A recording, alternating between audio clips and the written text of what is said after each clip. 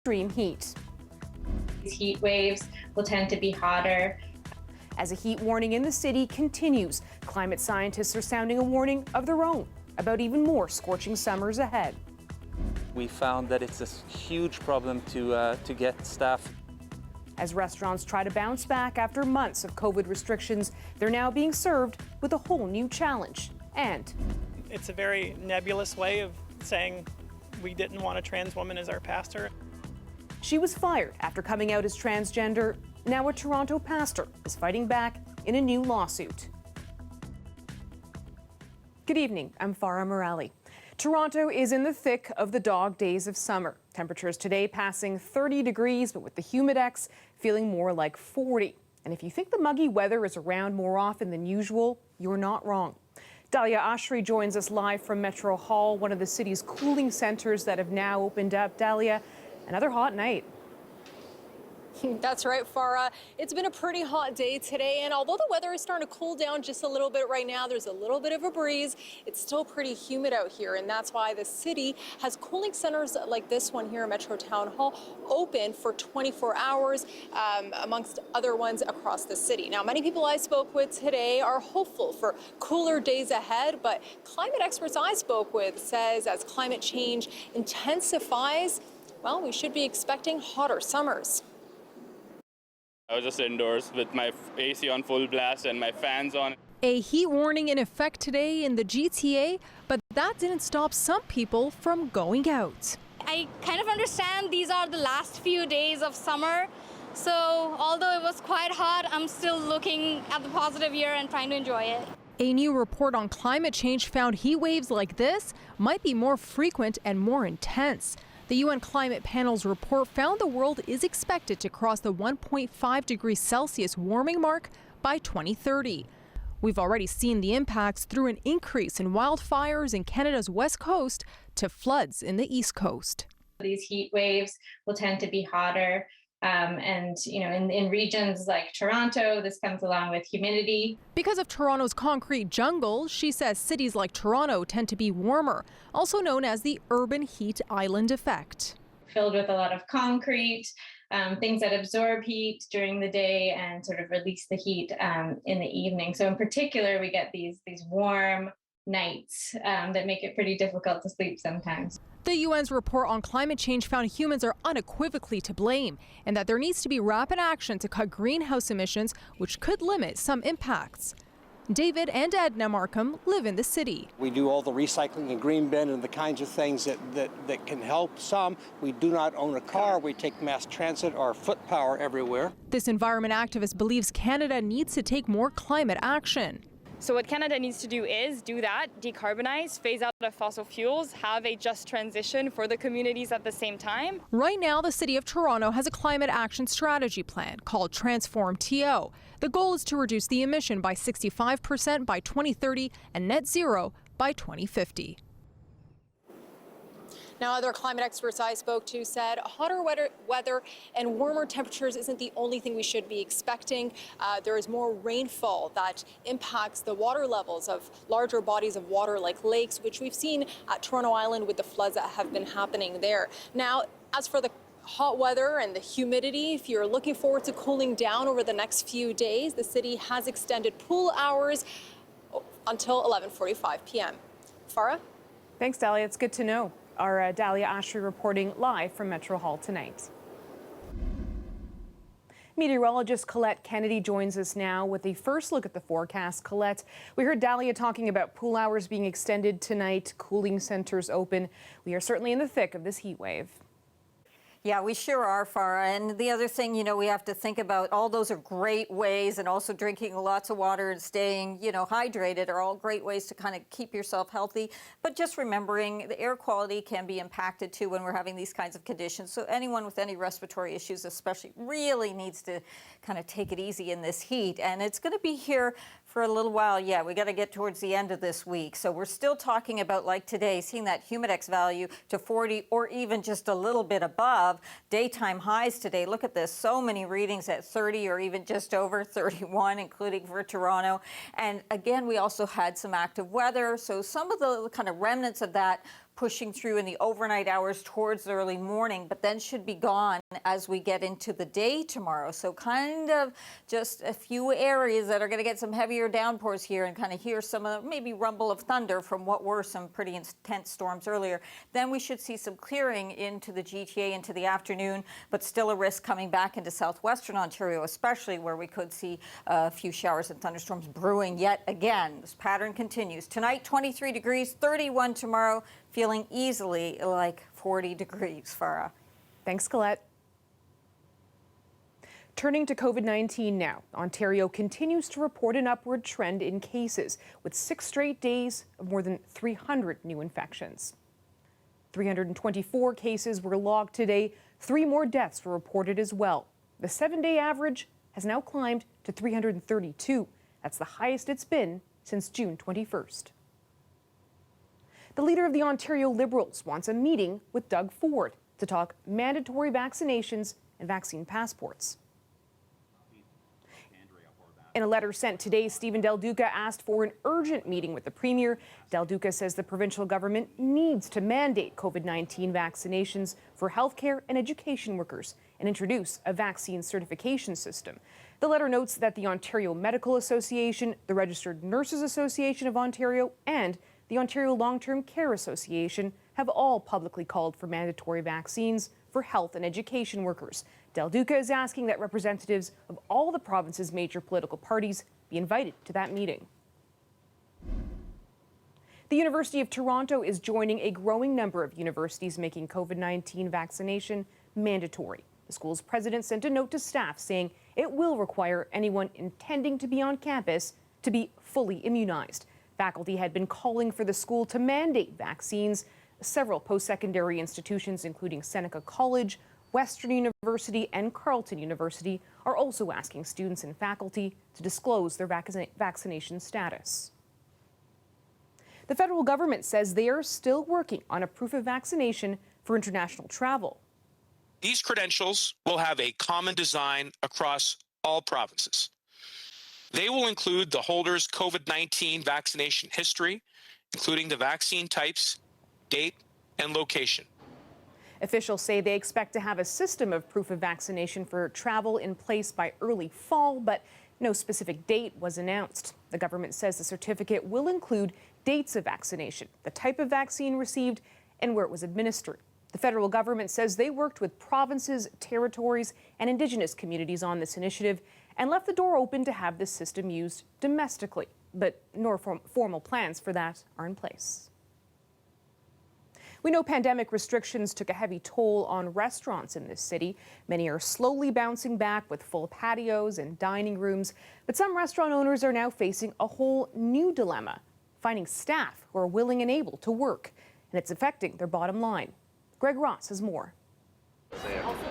Restaurants in Toronto have been allowed to offer indoor dining for weeks now, but Parallel, a Middle Eastern restaurant near Dufferin and DuPont, still isn't there yet.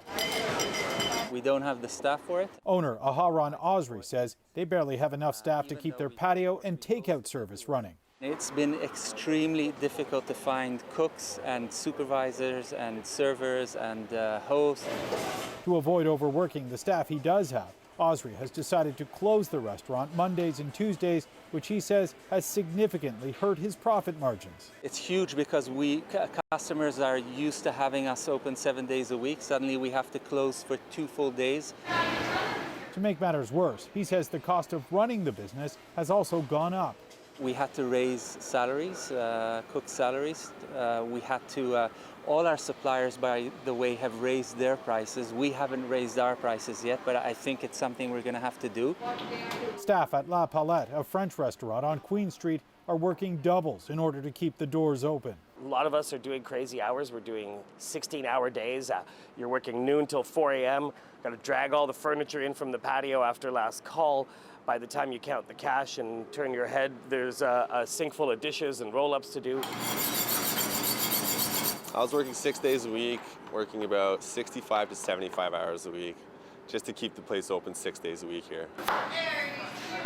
Even when they are able to find people who show interest in a job, they often don't pan out. People are applying for jobs who have very little or no experience, so that's part of it too. We're training a new generation of young people to get their feet into this career. And there's staff that are just like not showing up once they do get hired, or not showing up for training shifts. I've never seen anything like it in 35 years in this business. According to a survey conducted by Restaurants Canada, 80% of restaurant owners who took part said that they were having trouble hiring back-of-the-house staff, people who work in the kitchen. Nearly 70% of them said that they were having trouble finding servers and hosts. Restaurants Canada says the big reason for this is the fact that many people who are long-time restaurant industry workers simply left the business during the pandemic, finding jobs in other lines of work. Greg Ross, CBC News, Toronto. Hospital workers rallied outside William Osler Hospital in Brampton today, demanding more support. After all of the praise that the government has dropped on them, calling them heroes, et cetera, that they could expect to be treated better than this government is treating them at this time. So I think people are rightly frustrated. Dozens gathered to call on the government to repeal Bill 124. They say the bill limits their wage increase to 1% annually, which doesn't account for a 3% inflation. And after stepping up during the pandemic, they say they deserve better treatment. Organizers say nearly 70,000 hospital workers are now negotiating a new provincial contract. Bargaining began in June. The parties will return to the table in September. Canada's top military member is planning to return to his post. Admiral Art MacDonald says he wants to resume his job as Chief of Defence Staff. MacDonald stepped down as commander of the Canadian Armed Forces in February when he came under military investigation over allegations of sexual misconduct. That investigation finished last week, and the Canadian Forces National Investigation Service opted not to charge him. It's not clear if his return would have the blessing of the Prime Minister. Defence Minister Harjit Sajjan says MacDonald will remain on leave for now. A Mississauga pastor who was fired just weeks after she came out to her congregation as transgender is now suing the church. Reverend Junia Joplin claims she was wrongfully dismissed and was the victim of discrimination. Kirthana Sasitharan has the story. Coming out at work, which for a lot of trans people, that's the final frontier. You know, coming out at work is the last thing we're able to do because it's such a scary thing, and there are people who lose their jobs because of coming out. Reverend Junia Joplin didn't expect she'd lose her job as the lead pastor at Lauren Park Baptist Church in Mississauga, but she did have a hunch her coming out sermon in June of 2020 would have consequences. I'm a transgender woman and my pronouns are she and her. That's the treasure, folks. That's the truth that I can't help but speak. I was prepared for that coming out sermon to be the last sermon I ever preached. In a statement, the church says Joplin was terminated for theological reasons. Now the pastor is suing the church for wrongful dismissal and says her termination was discriminatory. It's a very nebulous way of saying we didn't want a trans woman as our pastor. She says she always thought her church was inclusive towards the LGBTQ+ community until her situation unfolded. Then there's a lot of places in the middle that just aren't clear about where they stand. Churches like the one I used to work in. The lawsuit alleges a breach of the Human Rights Code, seeking nearly $200,000 in damages. Joplin says her lawsuit isn't about the money, but rather the need to make things right. I'd like to be able, again, to shine some light into those situations and make it harder for churches to hide behind some of that lack of clarity. Paula Monahan, who was a part of the LGBTQ+ community and a former nun, happened to be in the park today during our interview. She says efforts like Joplin are needed in the faith community. I consider myself a Catholic, but I'm not welcome in my own church anymore because I'm now a married lesbian. One can only go back to the fact that there is actually no theological ground for having trouble with same-sex commitments. Helen Kennedy is with EGAL, an organization advocating for the rights of 2S LGBTQI people. She says trans people often struggle with issues of termination when they come out. 13% of trans folks had been fired in Ontario for being trans. These situations occur to for trans people right across the country. It is very disappointing because you hope that we are making progress. And yet the lived experiences show us differently. Joplin hopes her story inspires others and helps them find a safe and comfortable space within their faith. Kirtan Asasi-Theron, CBC News, Toronto.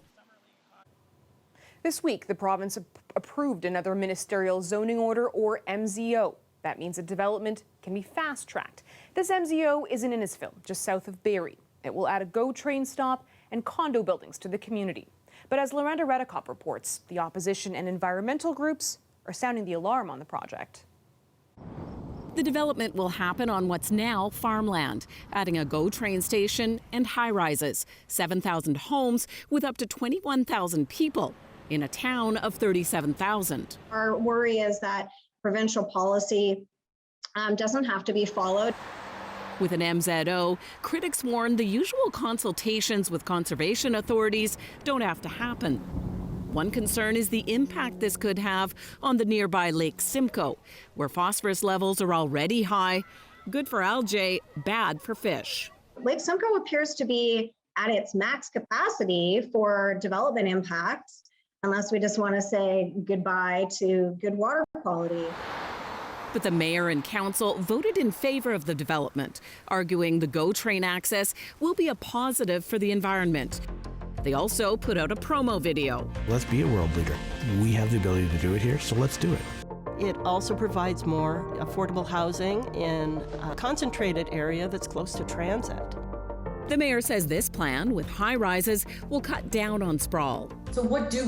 Do we just keep building single-family homes and gobbling up more and more land? We know that that's not even financially sustainable, right? To put all of that infrastructure in the ground and then end up with gobbling up the entire municipality with rows and rows and rows of subdivisions. The NDP has been tracking the Ford government's MZOs and says this is the 48th added during the pandemic. Really makes you want to just shake your head and say, why? What's the rush? What's the rush during COVID, and who does this really benefit? In this case, the NDP argues it would benefit the developer, Cortel Group, owned by Mario Cortellucci, a progressive conservative donor. The Ministry of Municipal Affairs and Housing says the local council wanted this, and they're simply listening to municipalities. Lorenda Redekop, CBC News, Toronto. You are looking at a live shot of downtown Toronto. 25 degrees, but feels closer to 32 with the humidex. We'll check in once again with our Colette Kennedy, who has our extended forecast. Colette, I never like to complain about the hot weather, but I gotta say I am looking forward to a reprieve from this mugginess. Yeah, Farah, I actually really like hot, humid weather myself, and I feel like I'm melting. So I think many of us, even those who like it, are going to be happy when we get to this weekend, and that's really when we're going to see the big change. But there'll be some moderation to things on Friday, so it's not that far away. In the meantime, overnight, some of those remnant showers and thunderstorms kind of rolling through. The heat warning will carry on. We'll probably see it lifted sometime on Friday, and then a change up where we get into air that's a couple degrees maybe below seasonal. I mean, it's still really pleasant, some sunshine, but the dew point's coming down, so it's just not nearly as sticky. But while it is like this, we really need to take it easy and just kind of remind yourself in terms of heat exhaustion what to be looking for as to whether you're just feeling a little bit off or whether you might be experiencing this. So dizziness, that rapid heartbeat, headache, and certainly if you're feeling faint, right? You need to get into somewhere that's cooler. And again, that hydration is so important. So let's take a look at the situation through the overnight hours. The next round of storms coming through southwestern Ontario, those will be winding down and the remnants kind of pushing through along the north shore of Lake Ontario, but also into the Niagara region. Then tomorrow afternoon, there is a chance of seeing some thunderstorms bubbling up again into southwestern Ontario, but only isolated for other parts of the province. So things will be slightly more relaxed by the time we get to the afternoon tomorrow. And then on Friday, just some light showers as we exchange the air mass massive, the sticky one for that drier, more comfortable one. Tonight, some westerly to southwesterly winds coming through, and those lows still in the low 20s. Tomorrow, back up to the low 30s with humidex values around 42. And tonight, again, not a lot of relief with these kinds of temperatures through the overnight hours. Tomorrow, we're going to heat things right back up, and looking at that breeze from the southwest, if only it felt cooler when you get that breeze coming through. It really doesn't help. We're close to the lakeshore a little bit. So these are the early morning showers, thunderstorm kind of remnants, and then into clearing. Friday, there's that slight transition. It's going to feel a little better than 31, isn't it? And then the weekend and even into next week looking really good for. The Canadian International Air Show is taking off once again this year, marking a return after last year's event was canceled due to COVID-19. This time, organizers are looking to take things to new heights, making the show completely free to attend as a way to thank Canadians for powering through the pandemic and getting vaccinated. People across the city can look up to see pilots pull maneuvers. Public viewing spaces will be available at Humber Bridge and Billy Bishop Airport. The air show runs from September 4th to September 5th.